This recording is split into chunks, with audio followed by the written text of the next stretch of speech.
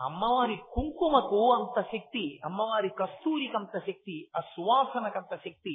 అందుకే ఇప్పటికీ మంచి ఉపాసన తత్పరులైనటువంటి వారు పూజ చేసినటువంటి గదిలో సువాసనలు వస్తాయి. నేను పైకి చెప్పడం నాకు ఇష్టం లేదు, కానీ నేను ఒక పర్యాయం అటువంటి అనుభవాన్ని జీవితంలో పొందా. ఒక మహాత్ములు వచ్చి అమ్మవారిని ఆరాధన చేసుకుని వెళ్ళారు ఒక గదిలో. వెడితే ఆ ఇంటి యజమాని ఆ మరునాడు నన్ను పిలిచాడు. ఏమండి గది ఏమిటంటే ఇంత సువాసన వస్తోంది చూడండి అని అడిగాడు. అడిగితే నేను ఆ గదిలోకి వెళ్ళి చూసి ఆశ్చర్యపోయాను. అదే సెంట్లు అవి రాసుకునే వ్యక్తి కాడాయన. అపారమైన సువాసన.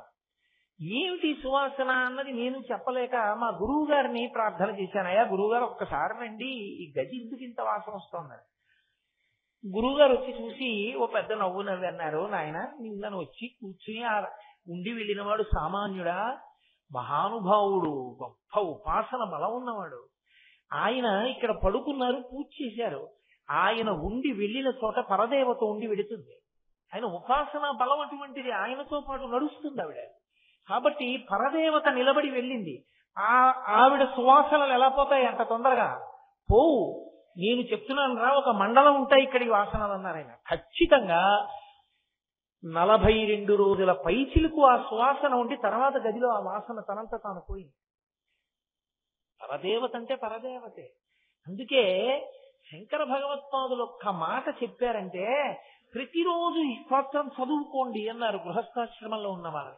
కస్తూరికా కుంకుమ చర్చితాయై, ఆవిడ కుంకం బొట్టు పెట్టుకున్నట్టు నువ్వు ఊహించినా చాలు. కస్తూరికా కుంకుమ చర్చితాయి, అమ్మవారు కస్తూరిని బొట్టుగా వాడుతుంది అన్నమాట గురించి మీతో మనవి చేసి ఉన్నాను. పరదేవత మీరు కొంచెం జాగ్రత్తగా గమనిస్తే ఒక విషయం మీకు ద్యోతకమవుతుంది. ఆవిడ వాడేటటువంటి పదార్థములు ఏముంటాయో అవన్నీ అత్యంత సుగంధభరితములై ఉంటాయి. ఆవిడ కస్తూరి బొట్టు పెట్టుకుంటుంది. ఆవిడ పన్నీటితో స్నానం చేస్తుంది. ఆవిడ ఒంటికి అనేకమైన అంగరాగములను అలదుకుంటుంది. ఆవిడ తాంబూల చర్వణం చేస్తుంది.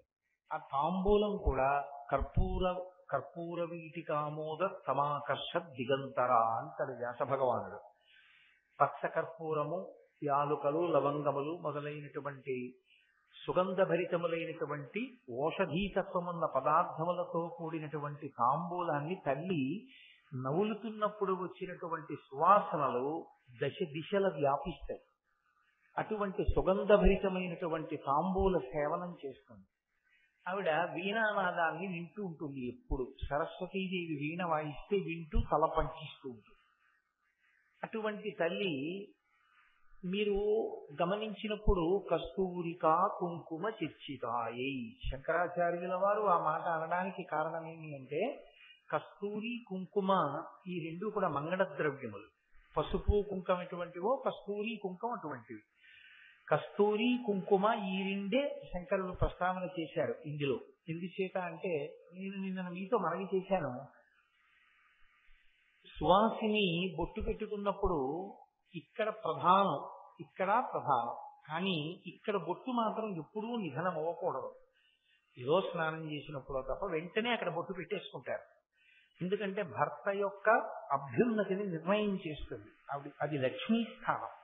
ఎందుచేత అంటే కన్యని కన్యాదానం చేసినప్పుడు కేవలం ఒక ఆడపిల్లని దానం చేస్తున్నాను అని దానం చెయ్యరు, లక్ష్మినే దానం చేస్తారు. మరి లక్ష్మిని ఎవరైనా దానం చేసేస్తారా అంటే ఆమె ఎప్పుడూ నిత్యానపాయని, ఆమె ఆయన కొరకే పుట్టింది. ఆడపిల్ల అతనిని చేరడానికి ఇక్కడ పుట్టింది. ఇక్కడ పుట్టి నా ద్వారా ఆయన్ని చేరుకుంటాడు. కాబట్టి లక్ష్మిని నారాయణునితో చేర్చి నేను అదృష్టవంతుడయ్యాను అన్న భావనతో కన్యాదాత లక్ష్మిగా బుట్టలో కూర్చోబెట్టి తీసుకెడతారంటే పద్మంలో కూర్చుని వెళ్ళాలి తప్ప లక్ష్మికి నడవవలసిన అవసరం ఉండదు. అందుకని పెళ్లి కొడుకు నడుస్తూ వేదిక మీద కెడతాడు. ఆడపిల్లని మాత్రం పద్మంలో కూర్చుని లక్ష్మి వెడుతున్నట్లే భావన చేసి లక్ష్మిగానే వేదిక మీదకి తీసుకెళ్లి లక్ష్మిగానే కన్యాదానం చేస్తారు. అయినప్పుడు ఆమె అతని పాలిట లక్ష్మి, గృహలక్ష్మి. అతని ఐశ్వర్యం కానీ, అతని ఆయుర్దాయం కానీ, అతనిని గ్రహగతులు పీడించకుండా ఉండడం కానీ, అతను కడుపు నిండా అన్నం తినడం కానీ, అతని ఆరోగ్యం కానీ, అతని అభ్యున్నతి కానీ, అతని మనశ్శాంతి కానీ ప్రధానంగా ఆమె చేతనే నిర్ణయింపబడతాయి. అందులో ఇంకా సందేహం ఏమీ లేదు. ఎందుచేత అంటే ఎవ్వరితోనూ అనని మాటలన్నీ పురుషుడు భార్యతోనే అంటాడు. మాంగళ్యం తంతునానేనా మమ జీవన హేతునా కంఠే బధ్నామి సుభగే త్వం జీవ శరదాం శతం అంటాడు. నువ్వు నూరేళ్లు జీవించు, నేను బ్రతికున్నానని గుర్తేమిటో తెలుసా? ఇదిగో నేను నీ మెడలో కడుతున్నటువంటి ఈ మంగళసూత్రమే. అంటే తల్లితో కాని, తండ్రితో కాని, అన్నదమ్ములతో కాని, స్నేహితులతో కాని ఎప్పుడూ అననంత పెద్ద మాట పెళ్లిలో తను తాళి కడుతున్నటువంటి పిల్లతోటే అంటాడు. అంటే ఆమె మెడలో ఉన్న సూత్రము కేవలము త్రాడు కాదు, అది ఆమె భర్త జీవించి ఉన్నాడు అనడానికి గుర్తు. అంత పెద్ద మాట, అంత గంభీరమైన మాట ఉపయోగిస్తాడు. సర్వమంగళాదేవతని ఆవాహన చేసి కట్టిస్తారు మంగళసూత్రాన్ని. ప్రతిరోజు లేవగానే మంగళసూత్రాన్ని కళ్ళకద్దుకుని సర్వమంగళాదేవతకి నమస్కారం చేసేటటువంటి అలవాటు ఉన్న భార్య ఉన్న భర్తకి గండం వచ్చినా కూడా తొలగిపోతుంది. ఎందుకంటే ప్రతి నక్షత్రానికి గండకాలం ఉంటుంది. ఇప్పుడు అతన్ని ఎందుకు పడగొట్టదంటే అమ్మవారు, ఈమె ప్రతిరోజు సర్వమంగళాదేవతని ఆరాధన చేస్తోంది. ఈమె సర్వమంగళాదేవతని ఆరాధన చేస్తుండగా ఆమెకి అమంగళం కలగకూడదు. ఆమెకి అమంగళం కలగకూడదు కనుక ఆయన రక్షింపబడతాడు. పులోమజార్చిత అని లలితా సహస్రనామ స్తోత్రంలో ఒక నామం, అలాగే లోపాముద్రార్చిత అని ఒక నామం. లోపాముద్రార్చిత అన్న నామాన్ని, పులోమజార్చిత అన్న నామాన్ని ఎందుకు ప్రయోగించారో తెలుసా అండి? ఆమె అర్చన చేసినప్పుడు లోపము పట్టుకోలేరు. అగస్త్యుని భార్య కాబట్టి లోపాముద్రార్చిత అని కాదు దాని అర్థం. ఆమె ఆరాధన యందు లోపమును మీరు పట్టుకోలేరు. ఏది లోపము? ప్రధానమైనది. భర్తగారు పడుకుంటే భార్య పూజ చేయలేదు. భర్తగారు పూజ చేస్తే భార్య అన్ని సంబారాలు సంసిద్ధం చెయ్యడమే నిజమైన పూజ. భర్తని ప్రేమగా చూడటమే నిజమైన పూజ. భార్య కంట నీరు కారకుండా ప్రేమగా చూసుకోవడమే భర్తకి నిజమైనటువంటి శీలము. కాబట్టి పురుషుడు చాలా గొప్పగా అంగరాగములన్నీ అలదుకుని ఏదో సువాసనాభరితంగా ఉండి తిరగాలి అని శాస్త్రంలో లేదు. కానీ ఇవన్నీ ఎవరు అలదుకుని ఉండాలి అని చెప్పారంటే స్త్రీ అలదుకుని ఉండాలి అని చెప్పారు. కారణం ఏమంటే ఎప్పుడూ కూడా చులకన చేసి కానీ భోగ వస్తువుగా కానీ చూడలేదు. అలా ఎందుకు చూశారంటే ఆయన యొక్క లక్ష్మి ఆమె. అసలు ఆమె సంతోషంగా ఉన్నంతలో ఆమె వైభవోపేతంగా చక్కగా ఉంటే ఆయనకి కలిసి వస్తుంది. ఆమె ఎప్పుడు జిడ్డోడిపోతూ ఉందనుకోండి, ఆయనకి కలిసి రాదు. ఆయనకి కలిసి రావాలి అంటే ఆడదాని మీద ఆధారపడి ఉంటుంది. కుటుంబ జీవనంలో పురుషుని యొక్క అభ్యున్నతి. పులోమజార్చిత అంటే పులోముని యొక్క కుమార్తె శచీదేవి. శచీదేవి ఎప్పుడూ లలితాపరాభట్టారిక స్వరూపాన్ని ఆరాధన చేస్తూ ఉంటుంది. శచీదేవి అమ్మవారి పట్ల అంత భక్తిని ఉంటుంది కాబట్టి ఇంద్రుడికి లోకాధిపత్యం లభించి నిలబెట్టుకోగలిగాడు. అంటే ఆడదాని యొక్క నడవడి, ఆడదాని యొక్క భక్తి ఎంత దూరం ఉంటాయో, ఇంట లక్ష్మి లక్ష్మిగా ఉండాలి తప్ప లక్ష్మి అలక్ష్మిగా ఉండే అవకాశం ఉండదు. మీరు కొంచెం జాగ్రత్తగా పట్టుకునే ప్రయత్నం చెయ్యండి. అమ్మవారి యొక్క స్వరూపాలైనటువంటి దేవతా స్వరూపాల్లోనే కొన్ని స్వరూపాలు ఉంటాయి. అవి చాలా ఉగ్రంగా ఉంటాయి. చిన్న మస్తా అని ఒక రూపం ఉంటుంది, చాలా ఉగ్రంగా ఉంటుంది చూడ్డానికి. కానీ లక్ష్మి అని నేను అన్నాను అనుకోండి, గౌరీ అని నేను అన్నాను అనుకోండి, సరస్వతి అని నేను అన్నాను అనుకోండి, వాళ్ళ తీరు వేరుగా ఉంటుంది. లక్ష్మి అనేటప్పటికీ సమస్త సంపదలకు అను సూచన అయి ఉంటుంది. లక్ష్మ అంటే గుర్తు. లక్ష్మ లక్ష్మి ఆమె గుర్తు. దేనికి గుర్తు? ఆయన ఐశ్వర్యమునకు ఆమె గుర్తు. ఆయన ఏ ఐశ్వర్యమును పొంది ఉన్నాడో దానికి ఆమె గుర్తుగా ఉండాలి. అన్నీ ఉన్నా దరిద్రంగా ఆమె తిరగకూడదు. ఏమీ లేకపోయినా ఆవిడ లక్ష్మిలా నిలబడగలిగితే, నేను కొన్ని కొన్ని కుటుంబాల్లో నా చిన్నతనంలో కూడా చూశాను. నేను ఒక 25-26 సంవత్సరాల వయసులో ఉండగా కూడా చూశాను. వాళ్ళు తర్వాతి కాలంలో వృద్ధులైపోయిన తర్వాత కూడా నేను చూశాను. 45ో ఏడు 50ో ఏట ఉన్నప్పుడు కూడా మా చిన్నతనంలో మా అమ్మగారు వాళ్ళు చెప్పుకుంటూ ఉండేవారు, అసలు కాళ్ళకి పారాణి లేకుండా, కాళ్ళకి పసుపు రాసుకోకుండా ఆవిడ్ని ఎప్పుడూ చూడము అంటుండేవారు. ఎప్పుడూ కాళ్ళకి పసుపు రాసుకుని పారాణి పెట్టుకుని ఉండేవారు. తత్పరిణామం, తత్ఫలితం పిల్లలు ఎంతంత వృద్ధిలోకి వచ్చారో, ఎంత అభ్యున్నతి పథంలో నడిచారో. కేవలం ఓ పెంకుటింట్లో ఉండే కుటుంబాలు 7 అంతస్తుల హర్మ్యాల్లోకి వెళ్ళిపోయాయి. కానీ నడవడి, భక్తి, ప్రపత్తి మాత్రం అలాగే నిలబడిపోయాయి. ఏది మన సంప్రదాయం, ఏది లక్ష్మీతత్వం, ఆ లక్ష్మీతత్వంతో ఉండడం గొప్ప తప్ప అన్యమైనటువంటి రీతిలో ప్రవర్తించడం అసహ్యకరమైనటువంటి విశేషం. నేను తద్భిన్నమైనటువంటి కుటుంబాలని కూడా చూశాను నా జీవితంలో. ఐశ్వర్యం ఉంది కదా అని ఇంటికి పెద్దలు వచ్చినప్పుడు వారికి ఒక గ్లాసుడు పాలు ఇచ్చేటప్పుడు చెప్పులిప్పి ఇవ్వాలన్న కనీస మర్యాద కలిగినటువంటి పశుత్వం కలిగిన కుటుంబాలను కూడా నేను చూశాను. ఇంట్లో చెప్పులేసుకు తిరుగుతూ మహాత్ములైన వారి ఇంటికి వచ్చినప్పుడు వారికి ఓ గ్లాసుడు పాలు ఇచ్చేటప్పుడు కూడా చెప్పులతోనే ఇచ్చిన ఆడవాళ్ళు ఉన్న కుటుంబాలు కూడా నేను చూశాను. వాళ్ళని నియంత్రించలేని అధములైన భర్తలున్న కుటుంబాలు నేను చూశాను. కాబట్టి ఎక్కడి నుంచి వస్తుంది అభ్యున్నతి రమ్మంటే? శంకర భగవత్పాదులు కేవలంగా ఏదో అమ్మవారిని స్తోత్రం చెయ్యడం ఆయన లక్ష్యం కాదు. అర్ధనారీశ్వర స్తవం మీతో మనవి చేశాను, గృహస్థాశ్రమంలో ఉన్న వారి కొరకు ఇవ్వబడింది. అందులో అన్యాపదేశంగా శంకరాచార్యుల వారి యొక్క హితోపదేశం కూడా ఉంది. ఒక గురుస్థాయిలో ఉన్న వ్యక్తి ఒక మార్గనిర్దేశకత్వం చెయ్యకుండా పేలవమైన మాట ఎన్నడూ మాట్లాడడం, లోకానికి దిశానిర్దేశం చేస్తూ ఉంటారు. అందుకే కస్తూరికా కుంకుమ చర్చితాయి, ఆమె ఎప్పుడూ కస్తూరి కుంకుమ ఈ రెండిటి చేత అలంకరింపబడి ఉంటుంది. కస్తూరి కుంకుమ ఈ 2 సుగంధ ద్రవ్యములు ఇవే అలంకరింపబడి ఉంటే ఆమెకా అభ్యున్నతి, మనకా అభ్యున్నతి. అంటే అమ్మవారికి కొత్తగా అభ్యున్నతి అన్న మాట వాడడానికి ఏమి ఉండదు.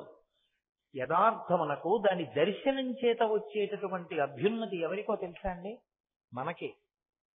కారణం ఏంటంటే ఇంత బొట్టు పెట్టుకుని చక్కగా చిరునవ్వుతో తాంబూల శర్మణం చేస్తూ వినానాదం వింటూ అరమోట్కు కందులతో ఉన్నవారి అమ్మవారి ముఖమండలాన్ని ఒక్కసారి ధ్యానంలో చూసి నమస్కారం చేశారనుకోండి, కేవలము అటువంటి ముఖమండలాన్ని దర్శనం చేసినంత మాత్రం చేత దానికి కొన్ని శక్తులుంటాయి. అమంగళకరమైనటువంటి విషయాన్ని చూస్తే ఎటువంటి ఫలితం ఉంటుందో అది మనసు మీద ప్రభావం చూపిస్తుంది, ఆలోచన సరళి మీద ప్రభావం చూపిస్తుంది, నిర్ణయం మీద ప్రభావం చూపిస్తుంది. నేనంతవరకు ఎందుకు మీతో ఒక మాట చెప్తాను. మీరు చూడండి, ఒక శవాన్ని తీసుకుని వెళ్ళిపోయేటప్పుడు తీసుకొచ్చేటటువంటి తాటాకు చాప, కొత్త కర్రలు, పురుకోస తాడు, ఓ కొత్త కుండ అక్కడ ఉన్నాయి. వేరొక చోట పాలికలు, ప్రమిదలు, పేలాలు, దర్భకట్టలు, అగ్నిహోత్రాన్ని రగల్చడానికి, ఆరణిమంధనం చేయడానికి కావలసినటువంటి పరికరం, రుత్తిక్కులు, అక్షతలు, పసుపు, కుంకం, పువ్వులు, ఇవన్నీ ఉన్నాయి. మీరు ఇది చూసినప్పుడు వెంటనే మీ మనసులో కలిగే భావనేమి? నేను ముందు చెప్పినప్పుడు చూసిన పదార్థములు చూసినప్పుడు మీ మనసులో కలిగే భావమేమి? తేడా ఉందా లేదా? ఇవి చూడగానే మీ మనసు ప్రహృష్టమవుతుంది, ప్రసన్నమవుతుంది. ఆ ప్రసన్నత యందు మీరు చేసుకునే నిర్ణయం ఒకలా ఉంటుంది. అవి చూడగానే మీ మనసు పొందినటువంటి వ్యాకులతతో మీరు చేసుకునే నిర్ణయం ఒకలా ఉంటుంది. దర్శనమునందు మంగళకర దర్శనము మంగళకర దర్శనమే, అమంగళకర దర్శనము అమంగళకర దర్శనం కాదు అని మీరు అనలేరు. అది మనసు మీద ప్రభావం చూపించి తీరుతుంది. మీకు అందినంత మేర మనసు మీదే అంత ప్రభావం ఉంటే మీకు అందని శాస్త్ర ప్రయోజనం ఎంత ఉండకపోతే జగద్గురువులు దాని గురించి మాట్లాడుంటారు. అమ్మవారి బొట్టు చూస్తే మనం పెట్టుకునే బొట్టు నిలబడుతుంది. అమ్మవారి కస్తూరి, అమ్మవారి యొక్క పాపట ప్రారంభ స్థానమునందుండేటటువంటి కుంకుమని ధ్యానంలో ఎవరైనా చూస్తే శంకరులు ఒకటే మాట అన్నారు, తనో తుక్షేమం నహ అన్నారు. నహ అంటే మాకు. అలా ఒక్కడు కుటుంబంలో ధ్యానంలో అమ్మవారు ఇక్కడ పెట్టుకునేటటువంటి కుంకుమని చూసినా, ఆవిడ కబరీబంధం చూసినా, అందులో పువ్వులు చూసినా, పవిత్రమైన హృదయంతో మా అమ్మ అన్న భావనతో చూసేవాడు ఒక్కడి ఇంట్లో ఉంటే ఆ ఇల్లంతా రక్షింపబడుతుంది. అటువంటి వాళ్ళు 10 మంది ఒక ఊళ్ళో ఉంటే ఆ ఊరంతా రక్షింపబడుతుంది. కాబట్టి మంగళకర దర్శనము చేత పొందేటటువంటి మంగళత్వము కూడా అలాగే ఉంది. అమ్మవారి ముఖమండలాన్ని చూడడం చేత ఓ నేను అలా ఉండాలన్న భావన ఏర్పడుతుంది. మీరు చూడండి, మీరు వెంకటాచల క్షేత్రానికి వెళ్ళారనుకోండి, ఎవరో అష్టదళ పాద పద్మారాధన సేవ చేసుకుని బయటికి వచ్చి అంతరాలయంలోకి వెళ్ళాం, మొట్టమొదట కూర్చున్నాం గడప దగ్గర 25 నిమిషాలు వెంకటేశ్వర స్వామిని ఆపాదమస్తకం చూశాం. ఇదిగో ఉత్తరీయం ఇచ్చారు పట్టుది, ఉత్తరీయం వేసుకుని బయటికి వచ్చాం. అబ్బాయి ఎంత బాగుందో అని చెప్పుకుంటున్నారు అనుకోండి. మీరు 300 రూపాయల టికెట్ పెట్టుకుని 10 మాటలు దర్శనం చేసినా 300 × 10 3000 రూపాయలు మీరు ఖర్చు పెట్టినా మీరు చేసింది లఘు, అతి లఘు, మహాలఘు, ఎన్ని లఘువులు ఉంటాయో అన్ని లఘువులు ఉంటాయి. కానీ 2500 పెట్టి అష్టదళ పాద పద్మారాధనం కొనుక్కున్నవాడు భార్యతో కలిసి మొదటి గడప దగ్గర కూర్చున్నానంటే మీరేమంటారు? అదేంటంటే మీరు కూడా అలాంటిది ఏమైనా తీసుకుంటే ఎంత బాగుండు, చక్క మనం అది చేసుకుంటాం కదా అంటారా అనరా?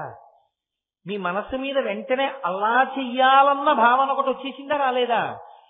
మీరు నిరంతరం అమ్మవారి ముఖమండలాన్ని అలా దర్శనం చేయడం అలవాటు అయినప్పుడు మీరు అలా ఉందామని మీకు ఎందుకు అనిపించదు?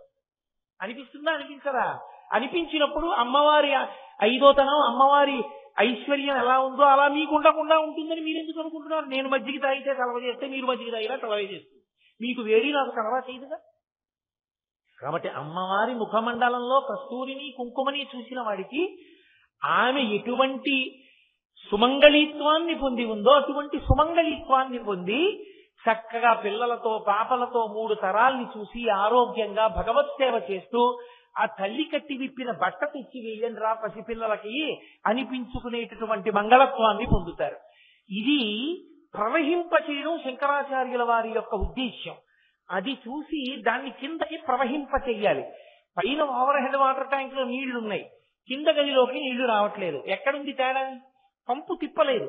పంపు ఒకసారి తిప్పారనుకోండి నీళ్లు కారిపోతాయి. మళ్ళీ కట్టకుండా ఉంటే చాలు, విప్పడం నేర్చుకుంటే చాలు నీళ్ళు వస్తాయి. మరి ఓవర్ హెడ్ వాటర్ ట్యాంక్ ఖాళీ అయితేనండి, అది ఖాళీ అయ్యే ట్యాంక్ కాదు, అది పూర్ణ పుష్కళ, అది ఎప్పుడు నిండే ఉంటుంది. కాబట్టి విప్పుకోవడం మీకు రావాలి. ఒకసారి విప్పుకోవడం మీకు రాక ఇబ్బంది పడుతున్నారని శంకరాచార్యుల వారు విప్పి చూపిస్తున్నారు ఆ పంపుని. ఇలా ధ్యానం చేయి అభ్యున్నతిని పొందుతావు. కాబట్టి కస్తూరికా కుంకుమ చిర్చితాయి. నేను మీతో మనవి చేశాను కాబట్టి ఒక్క మాట చెప్తాను. సరస్వతీదేవి యొక్క అనుగ్రహం కలగాలి అంటే అమ్మవారి యొక్క చరణోదకమును ఎవరు తాగుతారో వాళ్ళకే లభిస్తుంది. అమ్మవారి చరణోదకాన్ని తాగాలి అంటే ఎలా ఉంటుంది అమ్మవారి చరణోదకం అంటే మనకి తెలియదని శంకరులు అమ్మవారి పాదములకు ఉండేటటువంటి ఆ అలదుకున్నటువంటి పారాణి యొక్క శక్తి చెప్పారు. నేను ఇదే మీతో మనవి చేసేది. ఆవిడ పారాణి రాసుకుంది, ఆవిడ బొట్టు పెట్టుకుంది అంటే కేవలం ఆవిడ సువాసినిగా నిలబడడానికి కాదు, ఆవిడ అందరికీ ఆ సువాసినిత్వాన్ని ఇవ్వగలదు. అలా చూస్తే ఆవిడ పారాణి పెట్టుకుంటుంది. ఆ పారాణి లౌకికంగా ఎవరిదో కడిగి మీరు నీళ్లు పుచ్చుకున్నారనుకోండి, మీకేం ప్రయోజనం ఉంటుందని నేను అనుకోను. ఒక సువాసిని యందు పరదేవతని చూసి కాళ్ళు కడిగి తాగితే ఉండే భావన వేరు. కానీ ధ్యానమునందు పరదేవత యొక్క పాదములు కడిగితే వచ్చినటువంటి జలములను తాగినటువంటి వాడు ఎటువంటి స్థితిని పొందుతాడో శంకరుడు చెప్పారు సౌందర్యలహరిలో. కదాకాలే మాత కదయ కలితాలక్తక రసం పిబేయం విద్యార్థి తవ చరణ నివేజన జలం ప్రకృత్యా మూకానామపి చ కవిత కారణతయా కథా దత్తే వాణి ముఖకమల తాంబూల రసతాం అంటారు. సరస్వతీదేవి తాంబూలం వేసుకుని నవలగా నవలగా నవలగా ఆమె యొక్క నోరు ఎర్రగా అయిపోతుంది. తల్లికి ఒక లక్షణం ఉంటుంది. పిల్లలు ఇంకా తాంబూలం వేసుకోవడం తెలియనటువంటి వయసులో అమ్మ తాంబూల చర్వణం చేస్తే దగ్గరికి వెళ్ళి ఇలా అమ్మ నోటి వంక చూస్తారు. అమ్మ ఏంటమ్మా, అమ్మ ఏంటమ్మా, నోరు ఎందుకమ్మా ఎర్రగా ఉంది, నోరు ఎందుకమ్మా ఎర్రగా ఉంది అంటే నేను తాంబూలం వేసుకున్నాను రా అంటుందమ్మా. అయితే నాకు ఈ అమ్మ అంటాడు వాడు. వాడికి డెక్కిడుతుంది, వాడు తినలేడు, సున్నం ఒక్క పొడి ఇవన్నీ ఉన్నది, వాడు తినడానికి సరిపోడు. ఏ తల్లి కూడా లోకంలో పిల్లవాడికి తాంబూలం పెట్టేటప్పుడు నోట్లోంచి ఇలా పిడస తీసి పెట్టదు. అమ్మ తాంబూలపు ముద్ద పిల్లవాడి నోట్లో పెట్టాలంటే నోరు తెరవమని వాడి నోరు దగ్గరికి తీసుకుని నాలుకతో తాంబూలపు ముద్ద నోట్లోకి తోస్తుంది. ఆ తోసినప్పుడు అమ్మ నోటిలో ఉన్నటువంటి లాలాజల సహితమైనటువంటి తాంబూలపు ముద్దే పిల్లవాడు తింటాడు. అది మధురాతి మధురం. అమ్మ నోట్లో తాంబూలపు ముద్ద తినడం అంటే అది తల్లికి బిడ్డకే మాత్రమే అందేటటువంటి అద్భుతమైనటువంటి అనుభవం. అది ఒక చిన్న వయస్సులో అమ్మ నోట్లోంచి అందించిన తాంబూలపు పిడత తిన్న పిల్లవాడు పొందినటువంటి అనుభూతిని వర్ణించడానికి ఏ కవికి ఉన్నటువంటి శక్తి సరిపోదు.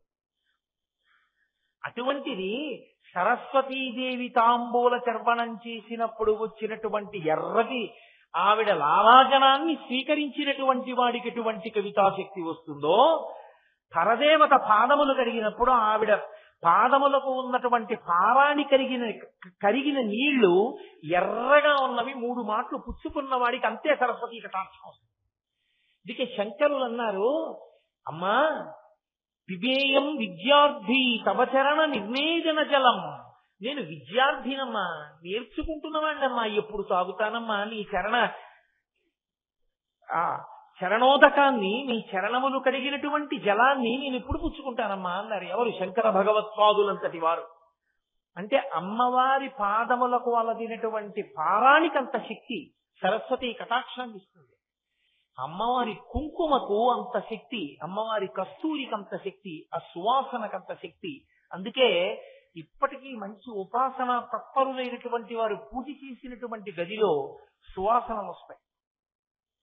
నేను పైకి చెప్పడం నాకు ఇష్టం లేదు కానీ నేను ఒక పర్యాయం అటువంటి అనుభవాన్ని జీవితంలో పొందా. ఒక మహాత్ములు వచ్చి అమ్మవారిని ఆరాధన చేసుకుని వెళ్ళారు ఒక గదిలో. వెడితే ఆ ఇంటి యజమాని ఆ మరునాడు నన్ను పిలిచాడు. ఏమండి గది ఏమిటంటే ఇంత సువాసన వస్తోంది చూడండి అని అడిగాడు. అడిగితే నేను ఆ గదిలోకి వెళ్ళి చూసి ఆశ్చర్యపోయాను. అదే సెంట్లు అవి రాసుకునే వ్యక్తి కాడాయన, అపారమైన సువాసన.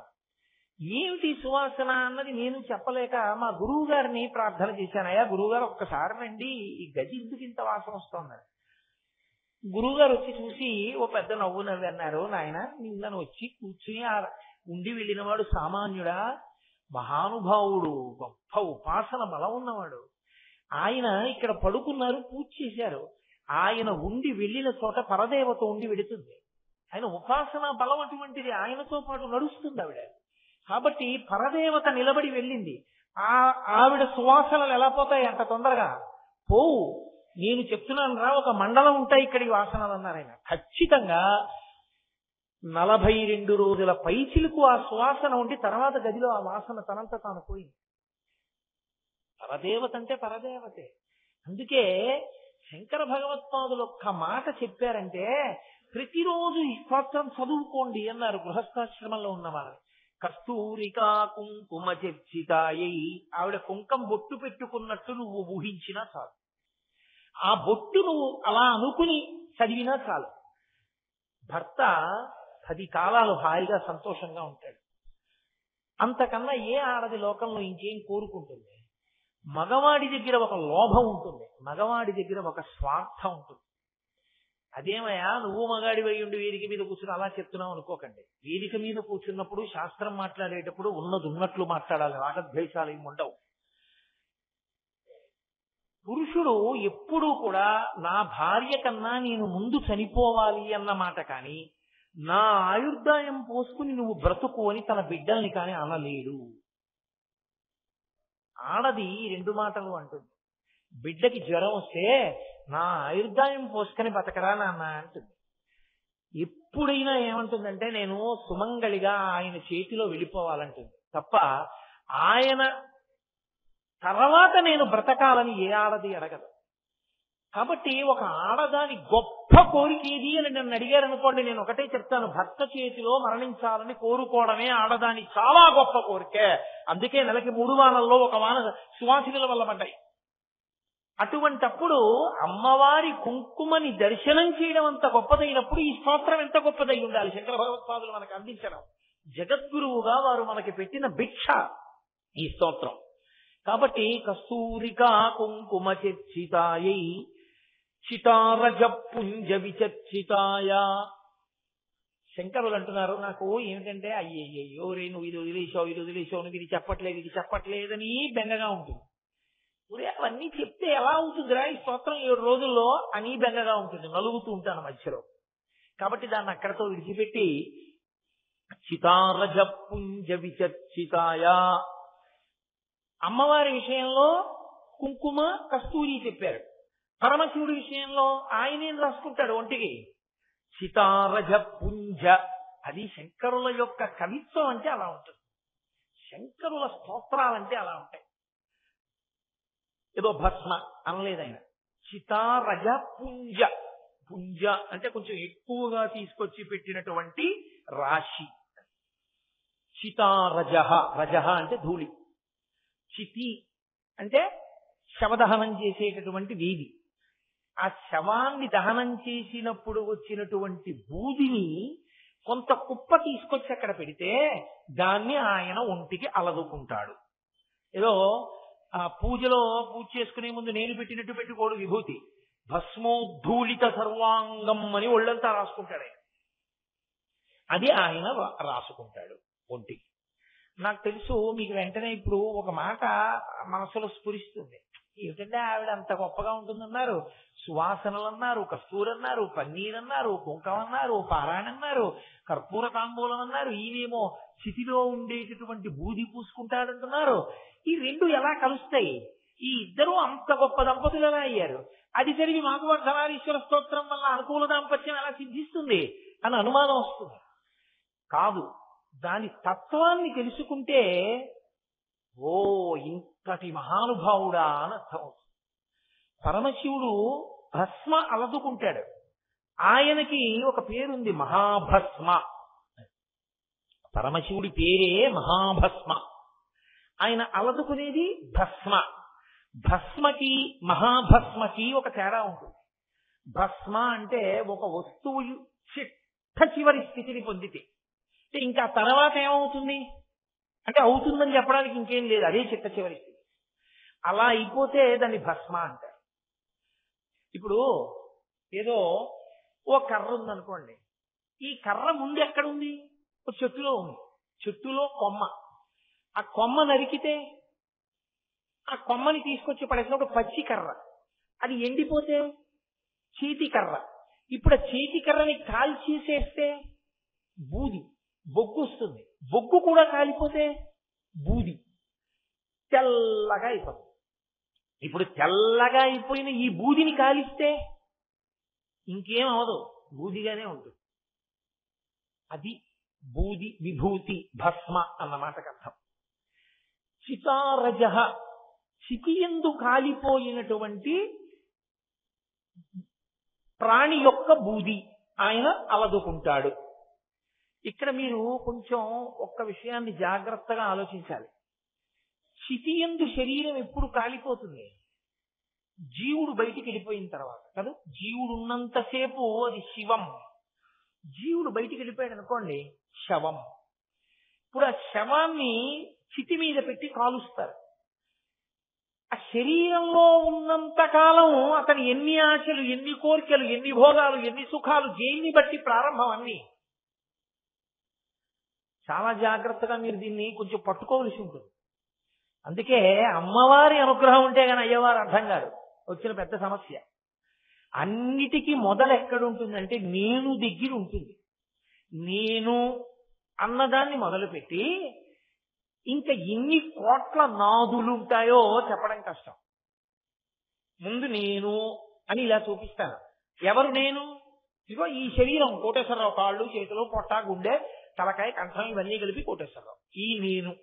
ఇప్పుడు ఈ ఒక్క నేనుకి నా ఉత్తరీయం, నా లాల్చి, నా బనియను, నా పంచ, నా చెప్పులు, నా కళ్ళజోడు, నా రుద్రాక్షలు, నా భార్య, నా కొడుకు, నా కూతురు, నా అల్లుడు, నా వియ్యాలారు, నా సభ,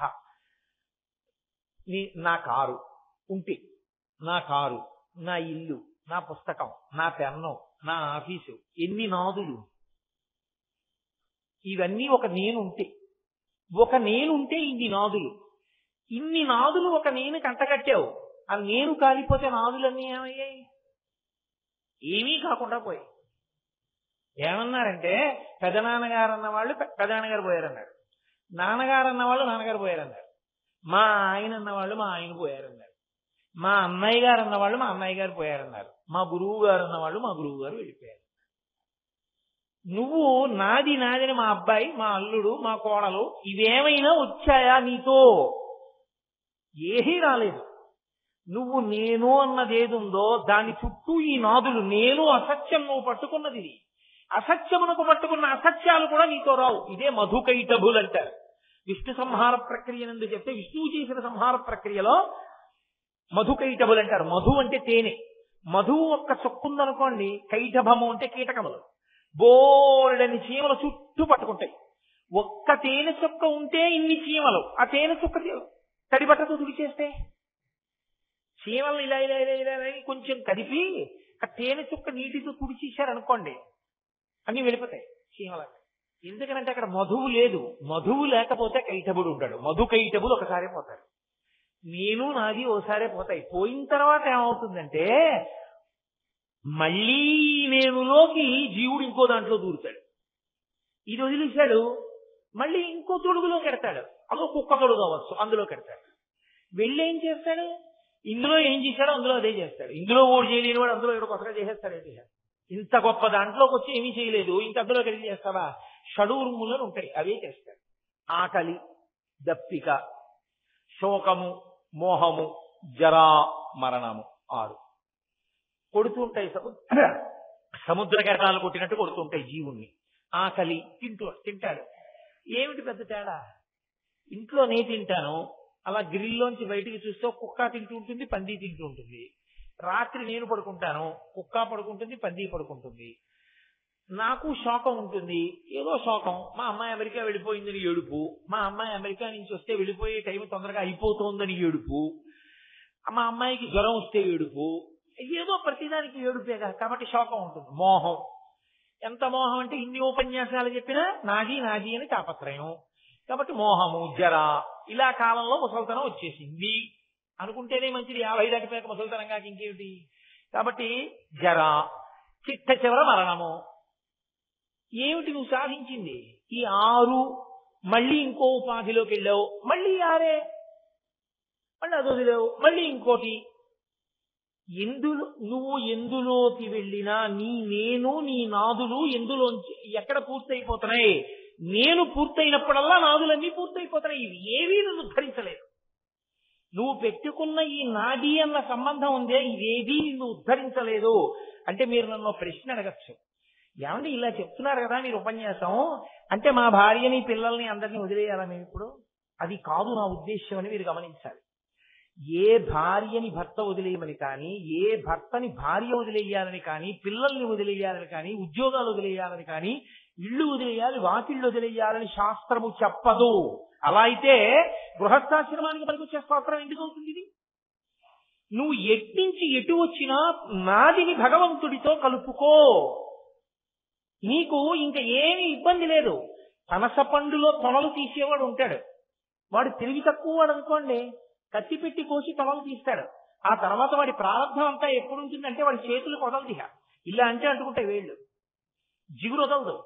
నూనె రాసుకుని ఒక ఆయన పనస తొనలు ఒలిచాడు, ఆయన పనస తొనలే ఒలిచాడు, ఈయన పనస తొనలే ఒలిచాడు. ఈయన నూనె రాసుకున్నాడు, ఆయన నూనె రాసుకోలేదు, ఆయన వేళ్ళు అంటుకున్నాయి, ఈయన వేళ్ళు అంటుకో. ఇద్దరు చేసింది ఒకటే. పరమేశ్వరానుగ్రహం నాకు ఈ కొడుకను, నిజాయితీగాను పరమేశ్వరానుగ్రహం నాకింత మంచి భార్య, ఈశ్వరానుగ్రహం నాకింత మంచి ఉద్యోగం, పరమేశ్వరానుగ్రహం నేను 4 మాటలు చెప్పుకోగలుగుతున్నాను పరమేశ్వరుడి గురించి, పరమేశ్వరానుగ్రహం నాకు కారు లేకపోయినా నా ఇంటి ముందు కారు పెట్టి నన్ను తీసుకొస్తున్నారు, పరమేశ్వరానుగ్రహం నాకు తిన్నది అరుగుతోంది, పరమేశ్వరానుగ్రహం నా కొడుకు చదువుకున్నాడు, నువ్వు ఎన్ని నాదులైనా పెట్టుకో, అన్ని నాదులకు పునాది ఈశ్వరుణ్ణి పెట్టుకో. ఇప్పుడు నువ్వు ఏం చేస్తున్నా ధరించడానికి మార్గం. ఇదంతా ఈశ్వరానుగ్రహం, ఈశ్వరానుగ్రహం, ఈశ్వరానుగ్రహం అన్నవాడికి పొంగు కుంగు ఉండడానికి అవకాశం ఉండదు. ఎందుకంటే అన్ని ఈశ్వరుడివి అయినప్పుడు జేబులో పెద్దెవరో పెట్టుకుపోయారు. నమచ్చోరాయచ, నేను కాను యజమాని దానికి. ఆయనది ఆ పెన్నం, ఆయన ఇచ్చాడు, వాడుకున్నాను కొన్నాళ్ళు. ఆయన పెన్ను ఆయన పట్టుకెళ్ళాడు, ఇంకోళ్ళకి ఎవరికో ఇవ్వాలి పని ఉందని తీసుకుపోయాడు. దొంగ రూపంలో వచ్చి పట్టుకుపోయాడు. నాకు తెలియకుండా పట్టుకెళ్ళాడు కాబట్టి దొంగ అన్నాను.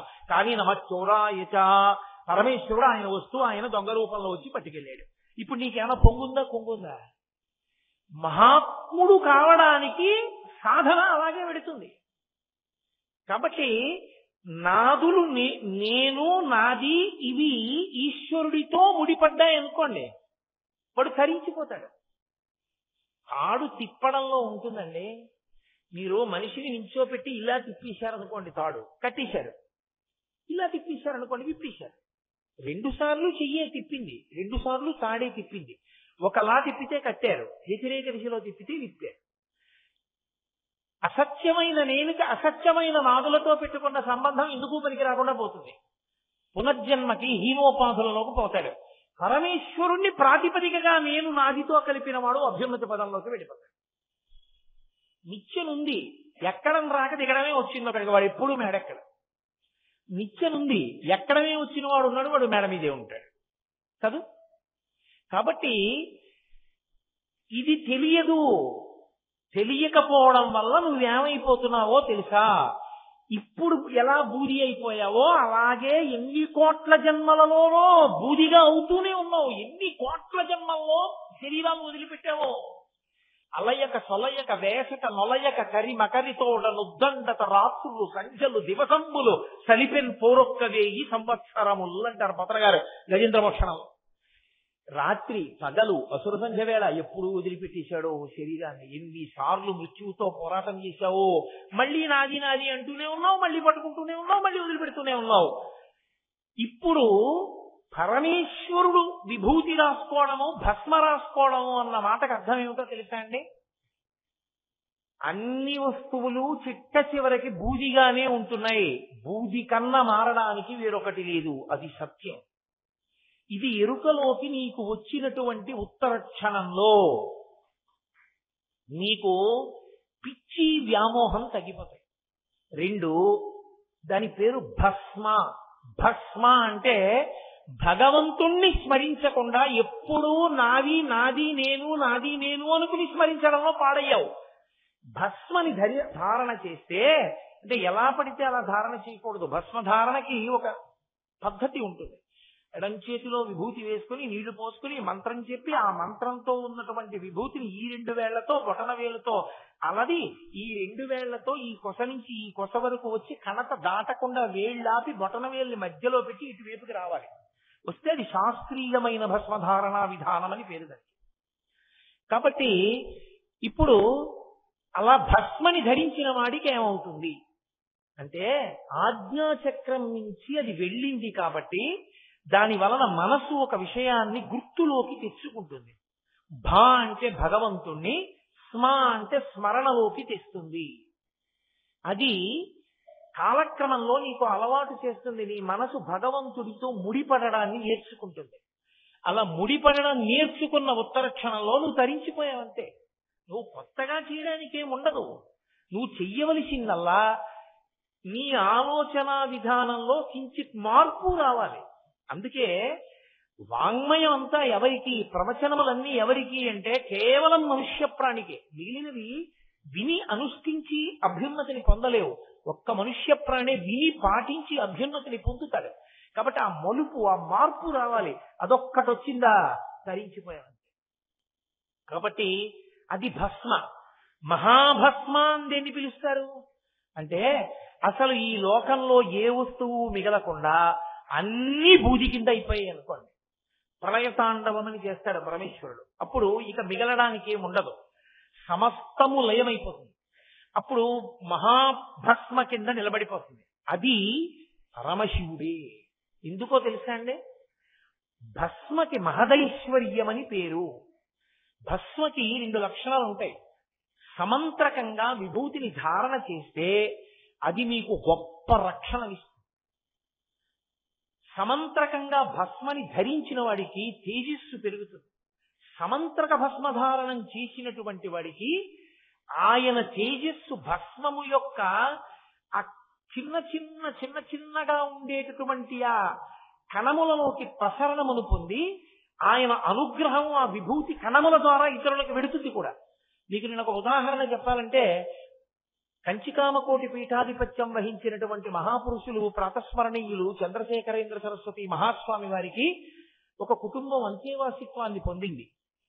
ఆయనకి షష్ఠి పూర్తి చేద్దాం అనుకున్నారు కొడుకులు. ఆ తండ్రికి పరమాచార్య స్వామి వారి అంత్యేవాసిత్వం పొందినటువంటి కుటుంబంలో ఉన్నటువంటి తండ్రికి. కానీ తల్లిగారు హాస్పిటల్లో చేరారు. ఇంకా షష్ఠి పూర్తి డిగ్రీకి వస్తోంది, ఇక ఆవిడ బతకరు అని డాక్టర్లు చెప్పేశారు. ఒకప్పుడైతే ఇంకా ఆవిడ ఇంచుమించు చనిపోయారని చెప్పారు. కొడుక్కి గురువు గారి మీద నమ్మకం, పరమాచార్య స్వామి వారి మీద. అయ్యో మహానుభావుడు. ఆయన గబగబా విమానం ఎక్కి వెళ్ళారు. పరమాచార్య స్వామి వారు ఎక్కడున్నారు అంటే, ఆయన ఎప్పుడు సంచారంలో ఉండేవారు. ఎక్కడో పల్లెటూరులో ఉన్నారన్నారు. విమానం దిగి కారులో వెళ్ళి ఆ పల్లెటూరు వెళ్ళారు. ఆయన అప్పటికి సాయంకాలం వేళ చంద్రమౌళీశ్వరార్చన పూర్తి చేశారు.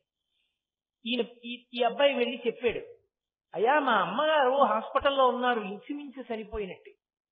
డాక్టర్లు చెప్పేశారు, కానీ మా నాన్నగారికి షష్ఠి పూర్తి చేయాలనుకుంటున్నాం, మా అమ్మ బ్రతకాలి, మిమ్మల్నే నమ్ముకున్నాం, నీ కొరకు వచ్చానన్నారు. విన్నారు. అలాగా శిష్యుణ్ణి పిలిచి లేత అరిటాకు పట్టుకురా. అరిటాకు పట్టుకొస్తే అక్కడ పెట్టారు. పరమాచార్య స్వామి వారు దాని మీద నించుని ఒక 4 మాటలు గించారు. ఆయన ఒంటికి అలదుకున్నటువంటి భస్మ అందులో పడింది ఆకులు. దాన్ని జాగ్రత్తగా పొట్లం కట్టి అతనికి అన్నారు. పొట్లం కట్టి ఇచ్చారు. నువ్వు వెళ్ళి మీ అమ్మగారి నోట్లో లేస్తారు. అతను అన్నాడు, విమానానికి టైం అయిపోయింది, విమానం వెళ్ళిపోయి ఉంటుంది, మళ్ళీ రేపటి వరకు లేదన్నాడు. ఆయన కళ్ళు మూసుకుని అన్నారు, వెళ్ళదు, నువ్వు వెళ్ళాక వెడుతుంది, వెళ్ళు. ఆ విమానానికి ఏదో మరమ్మత్తు వచ్చి నిలబడిపోయింది. ఈ పిల్లవాడు వెళ్ళాడు, విమానం ఎగరడానికి సిద్ధపడింది. ఎలాగో ఆలస్యంగా వచ్చినా ఇంకా విమానం వెళ్ళలేదు కదా అని ఎక్కించారు. ఇతను వెళ్ళాడు. ఇది యథార్థంగా జరిగిన సంఘటన అండి. వెళ్ళి ఈ ఆకులో ఉన్నటువంటి భస్మని తల్లిగారి నోరు తెరిచి వేశాడు. ఆమె నాలుక మీద పడగానే ఆవిడ కళ్ళు తెరిచి, ఇదేమిటిరా నాన్నగారి షష్ఠి పూర్తి కదా ఇక్కడ ఉన్నాను అన్నారు. డాక్టర్లు కూడా తెల్లబోయారు. ఆవిడ భర్తతో కలిసి షష్ఠి పూర్తి అయిపోయింది. మళ్ళీ 1 ఏడాది తర్వాత ఈ పిల్లవాడు పరమాచార్య స్వామి వారి దగ్గరికి వెళ్ళాడు. అప్పటికి ఏడాది అయిపోయింది కామకోటి పీఠానికి. ఇలా లోపలికి వెడుతుంటేనే ఈ పిల్లవాడిని చూసి పరమాచార్య స్వామి వారు అన్నారు, మీ అమ్మగారు వెళ్ళిపోయారు కదూ అన్నారు. ఎలా తెలిసింది? మేము ఎవ్వరం మీకు చెప్పలేదే, ఎలా తెలిసింది అన్నాడు. నేను కామాక్షిని 1 సంవత్సరమేగా అడిగాను ఆయుర్దాయం మీ అమ్మకి అన్నారు. ఆయన కోరినటువంటి కోరిక తేజస్సు విభూతి కణముల నుండి ప్రసరించి వాళ్ళ అమ్మగారిని బతికించింది. అందుకే దానికి మహదైశ్వర్యం అని పేరు, అష్టసిద్ధులకు ఆలవాలమని పేరు. అసలు బ్రహ్మోత్తర ఖండంలో అయితే స్కాంద పురాణంలో విభూతి గురించి ఎంత గొప్పగా మాట్లాడతారో అంత శక్తివంతమైనది భస్మ. అది ప్రళయమునందు అన్నీ కాలిపోతే దాన్ని మహాభస్మ అంటారు. మళ్ళీ పునఃసృష్టికి కావలసినటువంటి సమస్తమైనటువంటి వ్యూహము కూడా బూది కణముల యందు ఉంటుంది. దాన్ని పరమేశ్వరుడు తన ఒంటికి అలదుకుని ఉంచుకుంటాడు. ఉంచుకుని మళ్ళీ పునఃసృష్టి చేస్తాడు. కంప్యూటర్లో చూడండి, ఇంత చిన్న చిప్ లో ఎంతో సమాచారాన్ని నిక్షిప్తం చేసినట్టే బూది కణముల యందు పునఃసృష్టికి కావలసినటువంటి వ్యూహాలంతటినీ కూడా పరమేశ్వరుడు నిక్షిప్తం చేస్తాడు. భస్మ అన్న మాటకు అర్థం ఏమిటో తెలుసా అండి? జ్ఞానము. పర్యాయ పదం జ్ఞానమే. బాగా పట్టుకోండి. మాయా అంటే ఏమిటో తెలుసా? నామము రూపమునకే మాయా అని పేరు. నేను నామం చెప్తే మీకు రూపం తెలుస్తుంది, నేను రూపం చెప్తే మీకు నామం తెలుస్తుంది. కూర్చోడానికి 4 కాళ్ళును ఇలా చేతులు పెట్టుకోవడానికి ఉంటుంది, ఏంటంటారు దాని పేరు? కుర్చీ అంటారు. నేను కుర్చీ పట్టుకురా అన్నాను అనుకోండి, ఇంట్లో ఎన్ని వస్తువులున్నా మీరు కుర్చీ అంటే ఇలా ఉంటుంది, అది పట్టుకుని వస్తారు. నామము రూపాన్ని చెప్తుంది, రూపము నామాన్ని గుర్తు చేస్తుంది. ఓ కుర్చీయా అంటారు. మేకు కొట్టాలి, అది ఏమిటది కొడతారు అంటే సుత్తి అంటారు వెంటనే. అంటే నేను ప్రయోజనం చెప్తే, దాని రూపాన్ని చెప్తే మీకు నామం గుర్తొస్తుంది. నేను నామం చెప్తే శుద్ధి పట్టండి అని అనుకోండి, శుద్ధి ఎలా ఉంటుందో మీకు వెంటనే లోపల కనపడుతుంది. నామం ఉంటే రూపం ఉంటుంది, రూపం ఉంటే నామం ఉంటుంది. నేను ఇప్పుడు కుర్చీని, బల్లని, అప్పడాల కర్రని, అప్పడాలు ఒత్తుకునేటటువంటి ఆ పీటని అన్నిటినీ కాల్చేశాను. అన్నీ కాలిపోయాయి. ఇప్పుడు అన్నీ కాలిపోయిన తర్వాత బూడిదేగా రావాలి, కలిపేశాను. కుర్చీ పట్రా అన్నాను, మీరు తేగలరా? కుర్చీయే బూదిగా ఉంది కానీ కుర్చీ తేగలరా? బల్ల పట్రా అన్నాను, మీరు తేగలరా? కుర్చీగా ఉన్నప్పుడు అప్పడాల కర్ర కన్నా వేరుగా ఉంది. అప్పడాల కర్ర వేరు, కుర్చీ వేరు. కాలిపోతే అప్పడాల కర్రకి కుర్చీకి తేడా లేదు, రెండు బూడిదే. విశ్వమును చూసినంత కాలము నామరూపములు మాయ. విశ్వనాథుడు కనపడిన నాడు నామరూపములు లేవంతటా బంగారమే, అంతటా పరమేశ్వరుడు. ఇది కనపడమే మహాభస్మ, జ్ఞానమిచ్చుట. ఆ జ్ఞానమిచ్చిన నాడు అంతటా పరమేశ్వరుడే కనపడతాడు. నమ శస్యాయిత భేన్యాయిత శకత్యాయిత ప్రవాహ్యాయిత నమ వృక్షాయిత హరికేశాయోపవీతినే పుష్టానాం పతయే నమో నమో మేఘ్యాయిత విద్యుత్యాయిత.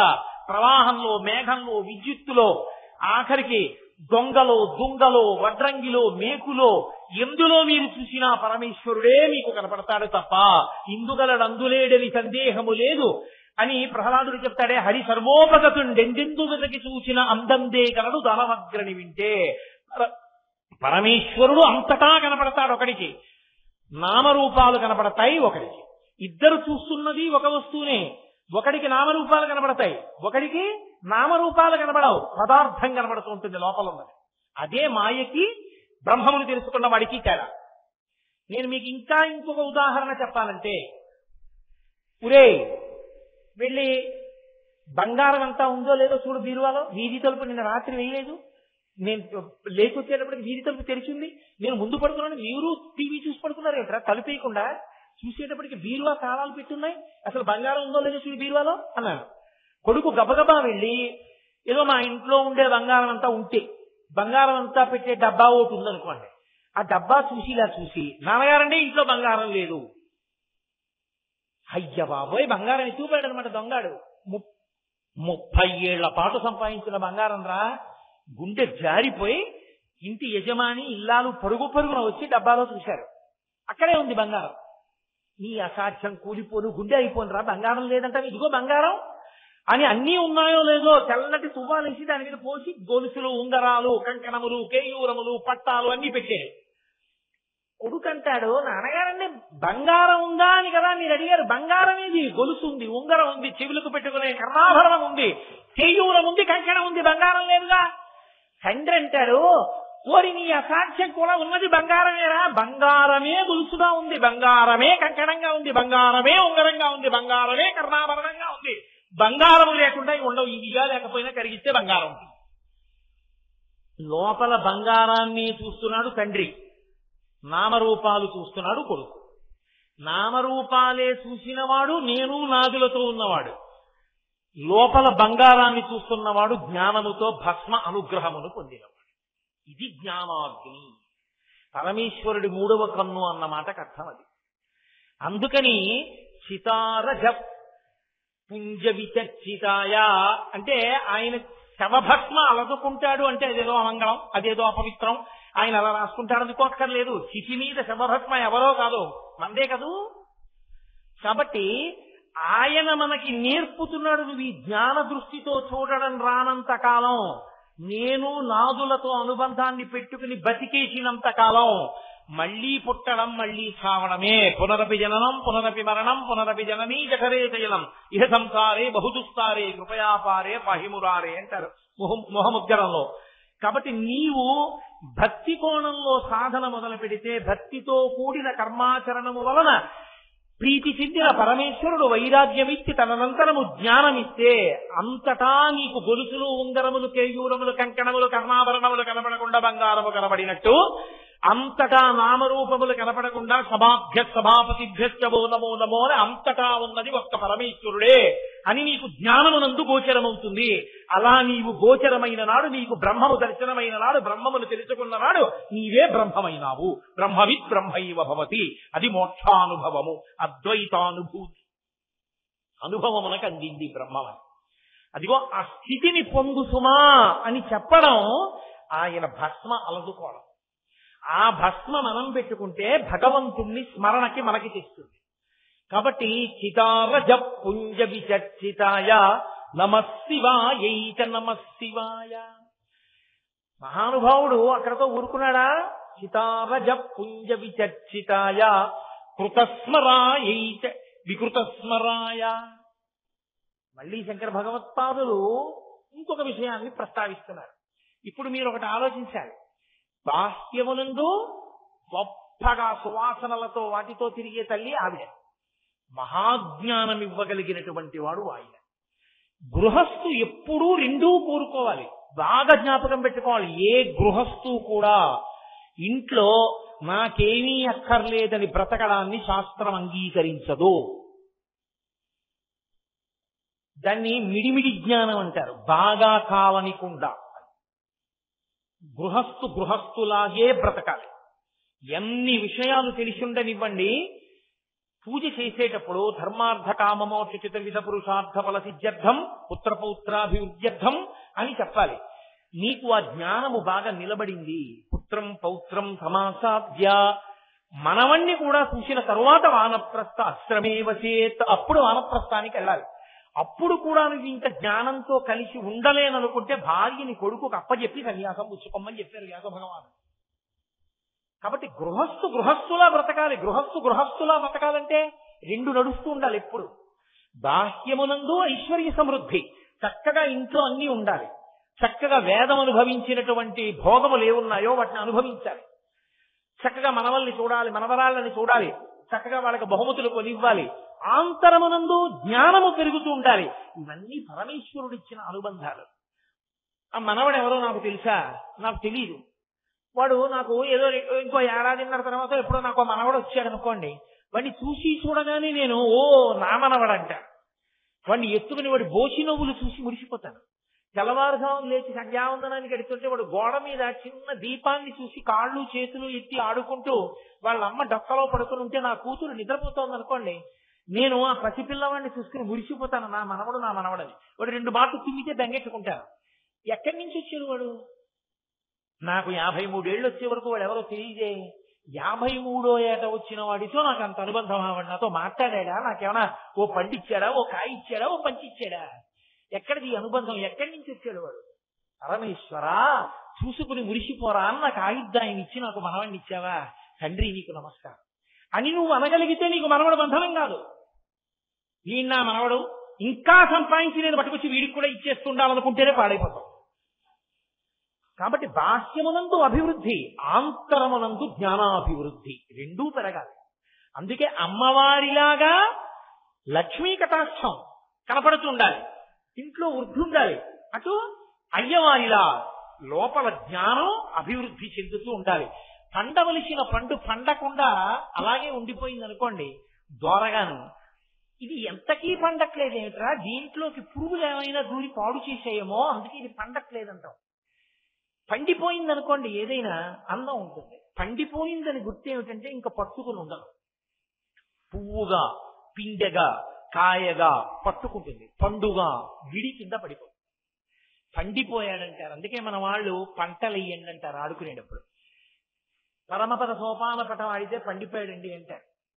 ఆయనకి ఏమండి మహానుభావుడు పండు అంటారు, ఆయన పండిపోయాడండి అంటారు.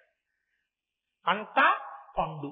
పండు అంటే ఆయన పట్టుకోవలసిన నాళ్ళు పట్టుకున్నాడు, ఎప్పుడు విడిచిపెట్టాలో అప్పుడు విడిచిపెట్టేశాడు. అందుకే పట్టు విడుపు తెలియాలండి అంటారు. తప్ప అదే పనిగా పట్టు కూర్చుంటే పట్టుకోవలసిన దాన్ని వదిలిపెట్టేసుకుంటాం.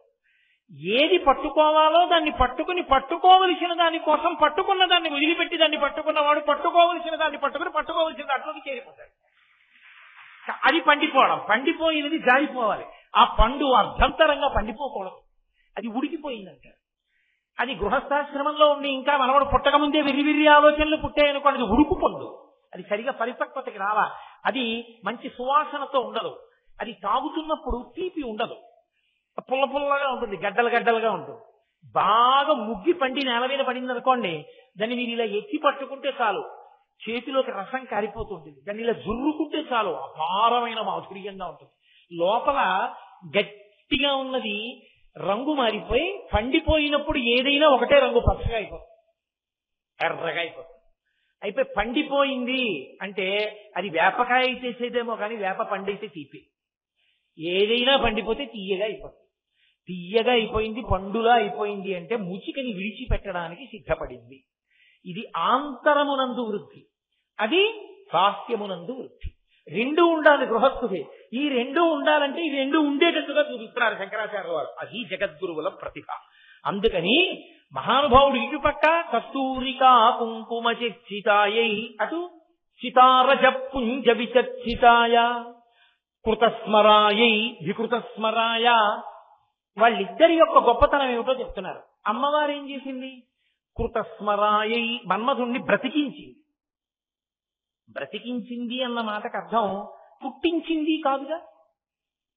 బ్రతికించింది అంటే అంతకుముందు పుట్టాడు, పుట్టి చచ్చిపోయాడని గుర్తు కాదు, అప్పుడే కదా మళ్ళీ బ్రతికించడం అన్న మాట వస్తుంది.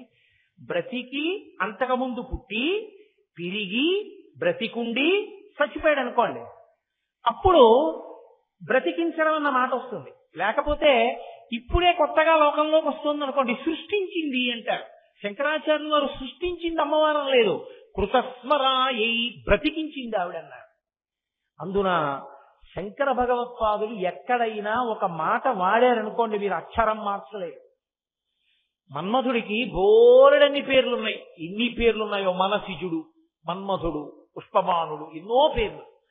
ఇక్కడ ఆయన ఏం వాడ, స్మరాయై అన్న మాట వేశారు, స్మరుడు అన్నారు. స్మరుడు అన్న మాటకు అర్థం ఏమిటో తెలుసా అండి? త్వర కల్పిస్తాడు ఆయన, తొందర పెడతాడు. ఇంకా ఏ విషయం మీద దృష్టి నిలబడదు. ఎంతసేపు ఏది కోరుకున్నాడో దాని మీదే దృష్టి ఉండి తొందరగా దాన్ని అనుభవించాలన్న కోరిక కల్పించినటువంటి శక్తికే స్మరుడని పేరు. స్మరణల రూపంలో తొందర పెట్టేస్తాడు, కాముకులను తొందర పెడతాడు. అది స్మరుడు అంటారు. అప్పుడు ఆ స్మరుడు చచ్చిపోయాడు ఒకప్పుడు. ఎవరి చేతిలో? ఆవిడ భర్త చేతిలోని. పరమశివుడే చంపేశాడు. ఎప్పుడూ నేను చెప్పక్కర్లేదు, మీ అందరికీ తెలుసు. ఆయన తపస్సు చేసుకుంటున్నాడు, ఆవిడ దాక్షాయినిగా శరీరాన్ని విడిచిపెట్టి హైమవతిగా పుట్టింది, హిమవత్ పుత్రికగా. ఆమె ఆయనకి సపర్య చేస్తోంది. వాళ్ళిద్దరికీ కొడుకు పుడితే తప్ప తారకాసుర సంహారం అవ్వదు. అందుకని తొందరపడి దేవేంద్రుడు ప్రేరేపించాడు కదా అని మన్మధుడు వచ్చి బాణాన్ని ప్రయోగించి పరమశివుడికి కామోద్దీపనం చేద్దాం అనుకున్నాడు. మొదటి బాణం పడగానే ఆయనకు అనుమానం వచ్చింది, ఎవడు రా నా మీద బాణం వేసినవాడు. వెంటనే ఆయన మూడవ కన్ను తెరిచారు. భుగభుగమను పెరుమంటలు భగభగమని మండనంత బ్రహ్మాండంబుల్ దిగులుగా తెగిమరుపై చిచ్చు కన్ను దేవుడు ఇచ్చన్నంటారు వీరభద్ర విజయంలో పోతన గారు.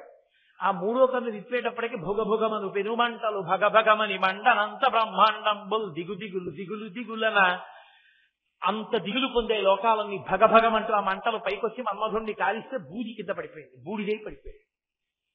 ఇప్పుడు మన్మధుడు చనిపోయాడు. మన్మధుడు చనిపోతే లోకంలో మన్మధుడు లేడు. మన్మధుడు లేకపోతే బాణం వేసేవాళ్ళు లేరు. మన్మథ బాణములను 5 ఉంటాయి.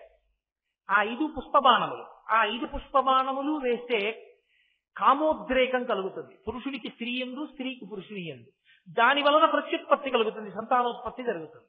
ఇప్పుడు మన్మధుడు లేడు కాబట్టి సమస్త ప్రాణుల యందు కామవికారం ఆగిపోయింది. మనుష్యులే కాదు, సమస్త ప్రాణులకు కామవికారం లేదు. అందరూ హాయిగా పరమ సంతోషంగా తృప్తిగా ఉన్నారు తప్ప ఎవరి మనసులలోనూ ఆందోళన లేదు, తొందర లేదు, ఏదో పొందాలన్న కోరిక లేదు. అలా ఉన్నారు. ఇప్పుడు అమ్మవారు ఏం చేసిందంటే మన్మధుడిని బతికించి, ఇది కృతస్మరాయై, అమ్మ నువ్వు బతికించావు. వికృతస్మరాయ, బతికించాక చంపలేదు, ఆయన చంపాక నువ్వు బతికించావు. శంకరుడు చెప్పడంలో మాత్రం నువ్వు బ్రతికించిన దానివి, ఆయన చంపినవాడు అన్నారు. ఇప్పుడు మీకు ఇది మామూలుగా బయట చూస్తే ఏమనిపిస్తుందంటే, ఏమంటే శివుడే మేలు చేశాడు మనకి, అమ్మవారే ఇబ్బంది పెట్టిందండి అంటారు కాదు.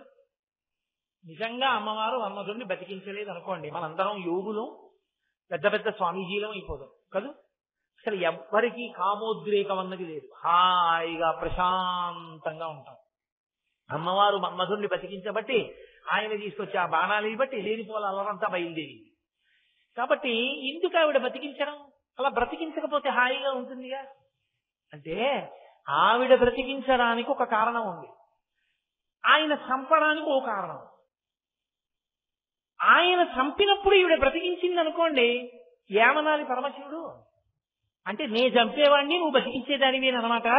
అంటే నే చేసిన పనుల్ని నువ్వు దిద్దుతూ ఉంటావు అనమాట. అంటే నే చేతకాని వాడిని, నేను కోపం వచ్చి తప్పు పనులు చేస్తుంటాను, నువ్వు దిద్దుతుంటావు అని దెబ్బలాడద్దు పార్వతీదేవిని. మరి ఎక్కడ దెబ్బలాడినట్టుందా పురాణంలో? ఎక్కడ లేదు. ఈయన చంపేశాడు, ఆవిడ బతికించేసింది, ఇద్దరు సంతోషంగా ఉంటారు. అదేంటి అలా ఎలా జరుగుతుంది? ఇది మిమ్మల్ని ఆలోచించమని శంకరాచార్యుల వారి యొక్క ప్రతిపాదన. అది నువ్వు ఆలోచిస్తే వాళ్ళిద్దరి దాంపత్యంలో ఎంత అవగాహన ఉందో నీకు అర్థమవుతుంది. అర్థమైతే ప్రతిదానికి అంటే మీరు తప్పు చేస్తే నేను చెప్పకూడదా అంటాం, నేను చెప్పిన దాన్ని దిద్దగలిగించారుగా అని ఆయన అండవు ఉండవు. ఎక్కడ ఏది మంచిందో అది స్వీకరించి ఒప్పుకొని సంతోషంగా బ్రతకగలిగినటువంటి వ్యవస్థ ఏర్పడుతుంది. ఆయన ఎందుకు చంపాడు అంటే, పరదేవతయందు పరమేశ్వరుడికి ఎప్పుడైనా కామము కలిగితే అది లౌకికమైన కామము కాదు, అది కేవలముగా స్త్రీ పురుషుల మధ్య కలిగే కామము వంటి కామము కాదు. ఆయనే తన శరీరంలో సగాన్ని స్త్రీగా ప్రకటనం చేశాడు అర్ధనారీశ్వర స్వరూపంలో. అయినప్పుడు ఇప్పుడు కొత్తగా ఆయనకి కామం ఎందుకు కలుగుతుంది? నాకు 2 జేబులు ఉన్నాయనుకోండి, ఏదో ఈ లాల్చీకి 2 జేబులు ఉన్నాయి, ఈ జేబులోంచి 10 రూపాయలు తీసి ఈ జేబులో పెట్టుకుని ఓ 10 రూపాయలు వచ్చిందండో అంటానా? ఈ జేబులో ఉన్నా నాదే, ఈ జేబులో ఉన్నా నాదే. ఆయన శరీరంలో సగమే అమ్మవారైంది. అయినప్పుడు కొత్తగా కామం ఎందుకు వస్తుంది ఆయనకి? ఆయనకేం రాదు. కానీ ఆయనే ఆకర్షణ పెంపొందించుకున్నాడు, ఆయనే కోరికని పొందాడు. ఏమని? నువ్వు తల్లివవు, నేను తండ్రిని అవుతాను. మనలా లోకంలో స్త్రీలు పురుషులు ఉద్భవిస్తారు, వారు ఒకరితో ఒకరు కలిసి తల్లిదండ్రులు అవుతారు. వారికి ఆకర్షణ ఉంటుంది. ఆకర్షణ ఎందుకు అంటే, ఆకర్షణ వలన కలిగిన కలయికనందు సుఖము సంతోషము ఆనందము ఉంటాయి. సృష్టి శోకంతో జరగకూడదు, ఆనందంతో జరగాలి. అందుకని ఆకర్షణ లోకానికి ఏర్పాటు చేస్తున్నానన్నాడు. ఇప్పుడు ఆయనకి ఆకర్షణ మన కొరకు, అంతేగాని ఆయనకేం అందులో సుఖము తృప్తి ఇటువంటి మాటల కోసం ఆయన అమ్మవారి వంక ఆకర్షితుడు కాడు. అటువంటి స్వామిని అమ్మవారి పట్ల ఆకర్షితుడయ్యేటట్టు చెయ్యగలవని అంత బాణం వేయడం మన్మధుడు తన హద్దు దాటడం కాదా? పరమశివుడు సృష్టి ప్రారంభించి బ్రహ్మగారిని సృష్టించిన తరువాత వచ్చినటువంటి సృష్టిలో శ్రీ మహావిష్ణువు యొక్క కుమారుడిగా వచ్చిన వాడు మన్మధుడు. ఈ మన్మధుడు సృష్టికి మొదట ఉన్న ఆది దంపతులైన పార్వతీ పరమేశ్వరుల యందు కామం పుట్టేటట్టుగా బాణం వేయగలడా? ఎంత అపచారం చేశాడు! హద్దు మీరి ప్రవర్తించిన ప్రవర్తనకి పరమశివుడు కాల్చేశాడు. ఇప్పుడు శిక్ష అయిపోయింది. కానీ ఇప్పుడు ఈ శిక్షల్లో ఏమైంది? మన్మధుడితో పోలేదు. ఈ శిక్ష లోకానికి అంతటికీ పడిపోయింది. ఎందుకు పడిపోయింది అంటే, జీవులకు శరీరం ఉంటే తప్ప పాపపుణ్యములను అనుభవించడానికి అవకాశం ఉండదు. జీవుడు ఉన్నాడు, వాడు చేసుకున్న పాపమూ అయిపోవాలి, పుణ్యమూ అయిపోవాలి. ఎలా అయిపోతుంది? వాడు అనుభవించేస్తే అయిపోతుంది. అనుభవించేయాలంటే ఏముండాలి? శరీరం ఉండాలి. నేను చేసిన పాపం ఏదో ఉందనుకోండి, ఆ పాపం నా ఒంట్లో ఏదో అనారోగ్యంగానో లేకపోతే ఏదో కాలు నొప్పో చెయ్యి నొప్పో వేలు నొప్పో తలనొప్పో ఏదో ఒకటి వస్తుంది. వస్తే తల బద్దలైపోతుందని 1 గంట సేపు బాధపడ్డాను అనుకోండి, ఎవరినో బాధ పెట్టి తల బాదుకునేటట్టు చేసినటువంటి పాపము 1 గంట సేపు అనుభవించిన తలనొప్పి రూపంలో పోయింది. తలకాయ ఎప్పుడు ఉంటుంది? శరీరం ఉంటేను. శరీరం లేకపోతే తలనొప్పి ఎక్కడి నుంచి వస్తుంది? తలనొప్పి రాకపోతే పాపం ఎలా పోతుంది? ఇది ఉంటే కదూ పుణ్యం చేయడం, ఇది ఉంటే కదూ ఓ దానం చేయడం ధర్మం చేయడం. ఇది లేకపోతే పుణ్యం ఎలా సంపాదించుకుని జీవుడు ఉద్ధరణ పొందుతాడు? కాబట్టి శరీరం ఏర్పడితే పాపపుణ్యములను అనుభవించవచ్చు, అంటే పుణ్యాన్ని అనుభవించేయచ్చు, కొత్త పుణ్యాన్ని చేసుకోవచ్చు, జ్ఞానమును పొందవచ్చు. అసలు శరీరం లేకపోతే పితృరుణం తీరదు, అలాగే దేవరుణం తీరదు, ఋషి రుణం తీరదు, ఏవీ తీరవు. మరి శరీరములు రావాలంటే స్త్రీ పురుషుల మధ్య ఆకర్షణ ఉండి ప్రత్యుత్పత్తి జరగాలి. ప్రత్యుత్పత్తి జరగాలంటే మన్మధుడు ఉండాలి. మన్మధుడు లేకపోతే జీవులు తరించరు. అందుకని అమ్మవారు బ్రతికించింది. తాను శిక్ష వేసింది మన్మధుడు హద్దు మీరినంత వరకే, లోకం కోసం కాదు. అందుకని హరనేత్రగ్నితం దగ్ధ కామ సంజీవనౌషధి ఆవిడ బతికించింది. ఆవిడ ఎందుకు బతికించిందో ఆయన అర్థం చేసుకున్నాడు. ఓ, నేను జీవుల్ని బాధించడానికి కాదు కాల్చింది, జీవుల శరీరాన్ని పొంది తరించాలి, అందుకు బతికించింది అమ్మవారు. ఆయన సంతోషించాడు. ఆయన కాల్చాడు. మీరు ఎందుకు కాల్చేశారండి తొందరపడని ఆవిడ అనలేదు. ఆయన తప్పు చేశాడు, కాల్చాడు పరమేశ్వరు. అమ్మవారు అంది. అమ్మవారు పరమేశ్వరుడు చేసిన పనిని అర్థం చేస్తుంది, పరమశివుడు పార్వతీదేవి చేసిన పనిని అర్థం చేసుకున్నాడు. కృతస్మరాయ కాల్చేశాడు కాబట్టి మన్మధుడి పాపం అక్కడతో పోయింది. లేకపోతే పరమశివుడి మీద పుష్పమానం వేసిన పాపం ఎంత కట్టి కుడిపేస్తుంది మన్మధుడిని.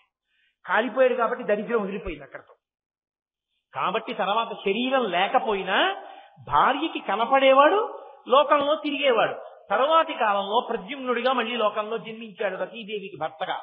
కాబట్టి ఆ పాపం అక్కడితో పోవాలంటే పరమశివుని యొక్క 3వ కంటి మంట చేత కాలిపోవాలి. ఆ కాల్చేయడంలో కూడా కారుణ్యం ఉంది పరమశివుడిలో.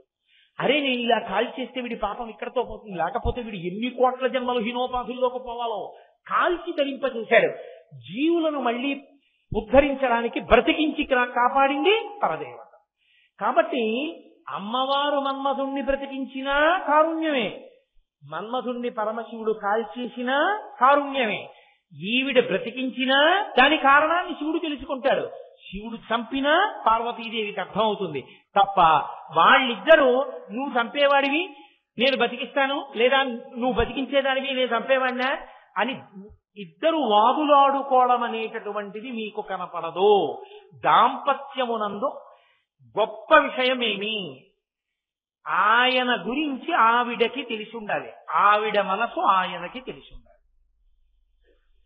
ఏమే మీ నాన్న 5ంటికి కాఫీ తాగితే ఇక మళ్ళీ ఏమీ తాగరు, కాబట్టి 4ంటికి కాఫీ ఇచ్చే ఇంట్లో ఉన్నారు కాబట్టి 4ంటికి కాఫీ ఇచ్చేస్తే ఆయన 5 గంటల ఉపన్యాసానికి కాసిన పాలు తాగి బయలుదేరతారు.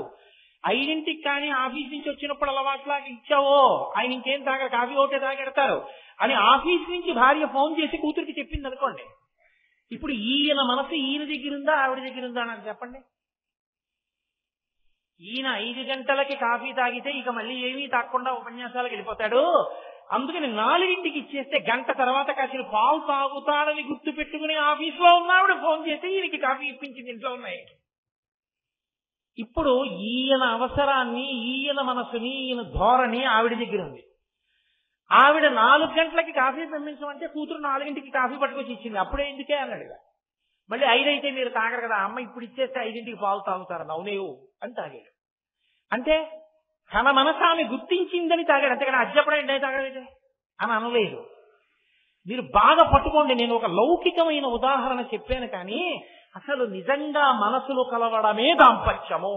అది లేనినాడది ఉమ్ముతడితో గాలిపటానికి అంటించిన తోకలా ఉంటుంది, పిల్లలు అంటిస్తారే ఊడిపోతుంది, అది అలా ఉంటాయి ఆ దాంపత్యాలు.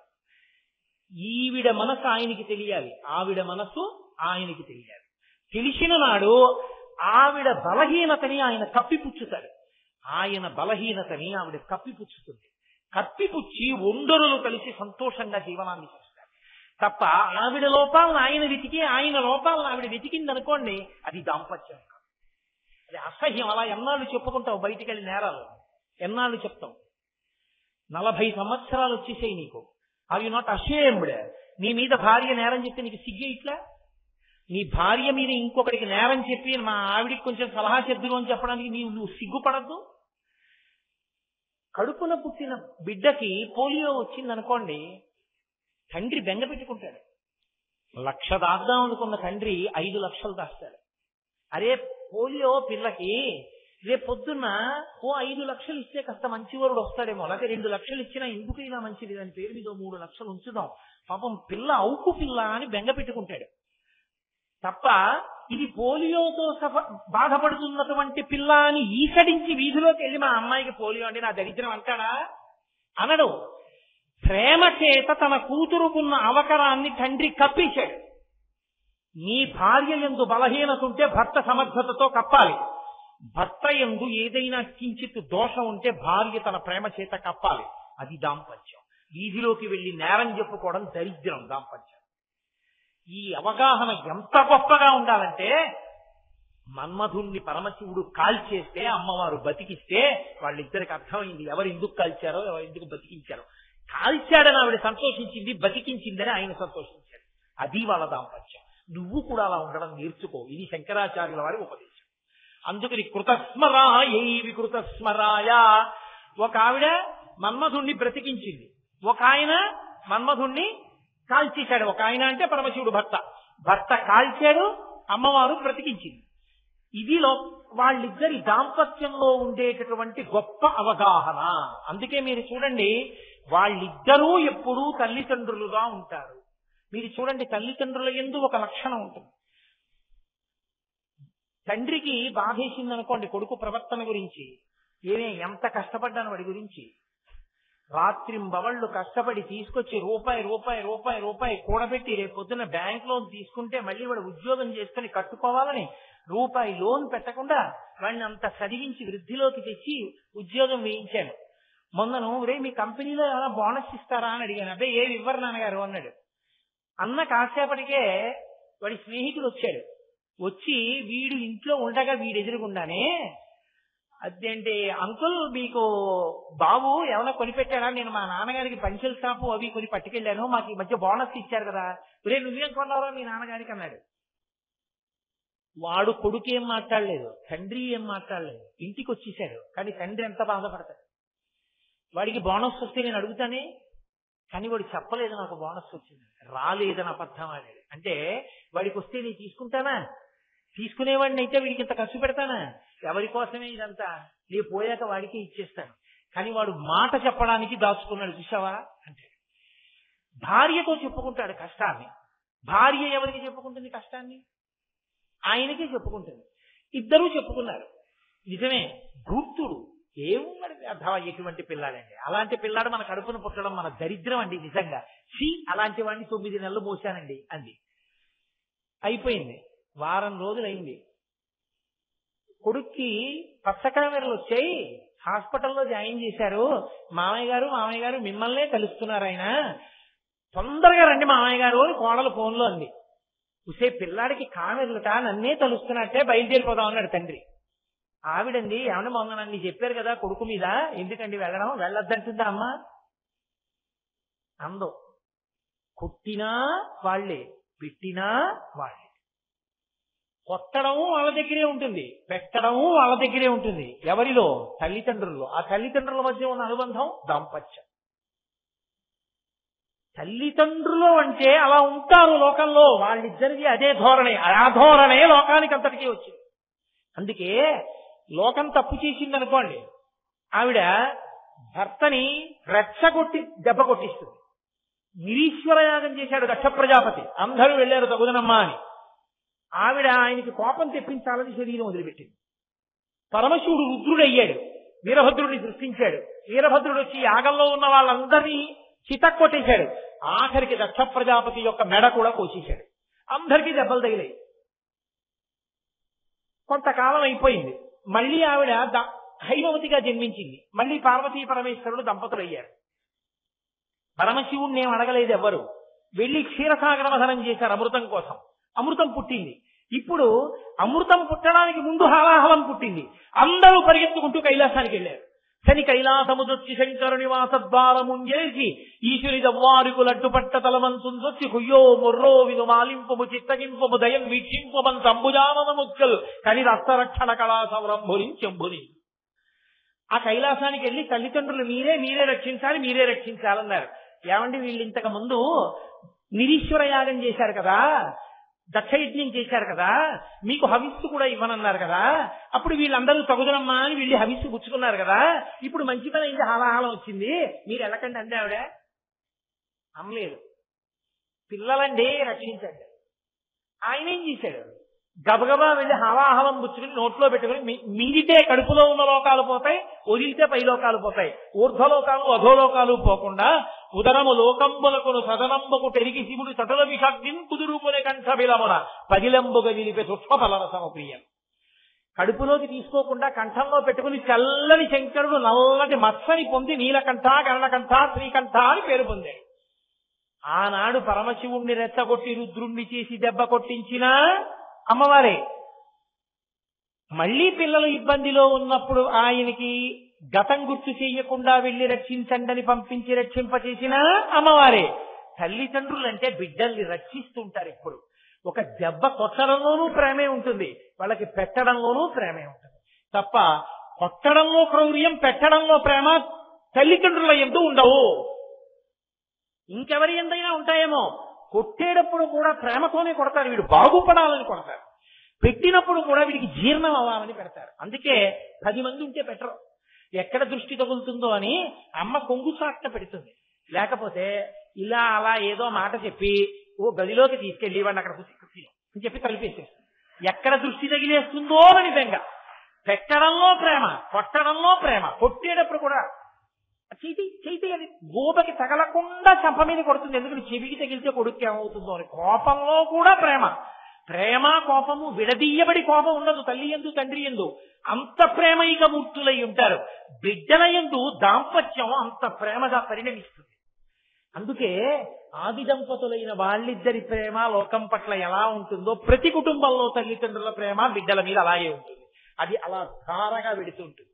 కాబట్టి ఆ అవగాహన ఉంది. ఆ అవగాహనయే ఇంటికి లక్ష్మీ కటాక్షం. లక్ష్మి ఏ ఇంట ఉంటుంది అంటే అస్తమానం కీసులాడుకునేటటువంటి భార్యాభర్తలున్న చోట ఉండను అని చెప్పింది. నేను ఉండను అక్కడని చెప్పింది. ఎక్కడ భార్యాభర్తలు కీసులాడుకోకుండా ఒక కను సౌజ్ఞతో ఒక్క మాటతో ఇద్దరూ అర్థం చేసుకుని జీవితాన్ని నడుపుతారో అటువంటి వారింటే లక్ష్మి ఉంటుంది. మా రామకృష్ణారావు గారు భార్యతో మాట్లాడడం ఇన్ని సంవత్సరాల్లో నేను తక్కువ చూశాను. ఓసారి ఇలా అంటాడు, లేకపోతే ఇలా అంటాడు, అంతే. ఆవిడ చేసుకెళ్ళిపోతుంది. అది దాంపత్యం. ఒక కను సౌజ్ఞ చాలు, చక్కగా అంత ప్రేమగా ఇద్దరు అలా కాలం గడిపేస్తారు. అదిగో అటువంటి దాంపత్యము అందరికీ శ్రీరామరక్ష, అందరికీ సంతోషం, లక్ష్మీ స్థానం అవుతుంది. కాబట్టి కృతస్మరాయై వికృతస్మరాయ నమశివాయై చ నమశివాయ. అమ్మయ్య ఎలాగో 2వ శ్లోకం పూర్తి చేశాను. ఎందుకంటే అది చెప్తూ ఉంటే అలా వెళ్ళిపోతుంది. వచ్చిన బాధ 3 రోజులు అయిపోయింది, 2 శ్లోకాలు.